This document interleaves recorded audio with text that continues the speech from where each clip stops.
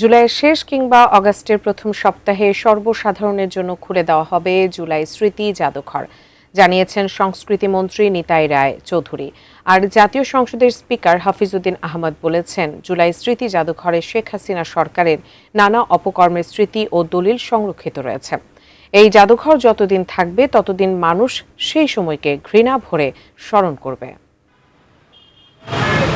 মঙ্গলবার সকালে প্রথমবারের মতো জুলাই স্মৃতি জাদুঘর পরিদর্শন করেন জাতীয় সংসদের স্পিকার ও ডেপুটি স্পিকার। ছিলেন সংস্কৃতি মন্ত্রী নিতাই রায় চৌধুরীও। তারা জাদুঘরের বিভিন্ন স্মারক, আলোকচিত্র ও স্মৃতি নিদর্শন ঘুরে দেখেন। পরে সংস্কৃতি মন্ত্রী জানান, প্রধানমন্ত্রীর উপস্থিতিতে আগামী জুলাইয়ের শেষ অথবা আগস্টের প্রথম সপ্তাহে এই জাদুঘর জনসাধারণের জন্য উন্মুক্ত করা হবে। কাজটা সম্পন্ন হলেই মাননীয় প্রধানমন্ত্রী একটা সময় নির্ধারণ করে দেবেন, তার নির্ধারিত সময় অনুযায়ী তাকে দিয়ে আমরা জাদুঘরটা ওপেন করব।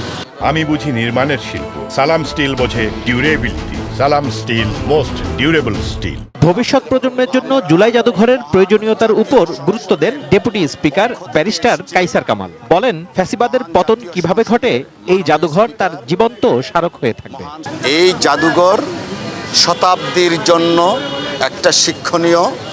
ফ্যাসিজম থেকে বাংলাদেশের দামাল ছেলেরা ফ্যাসিজম মুক্ত বাংলাদেশ কিভাবে প্রতিষ্ঠিত করেছেন, এই জাদুঘর হচ্ছে তার প্রতিবিম্ব।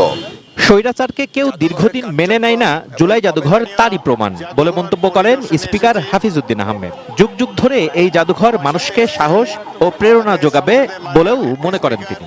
এই জাদুঘর প্রমাণ করবে যে বাংলাদেশের মানুষ কোনো স্বৈরাচারকে সহ্য করে না এবং বাংলাদেশের মানুষ গণতন্ত্রের জন্য হাসি মুখে জীবন দিতে পারে।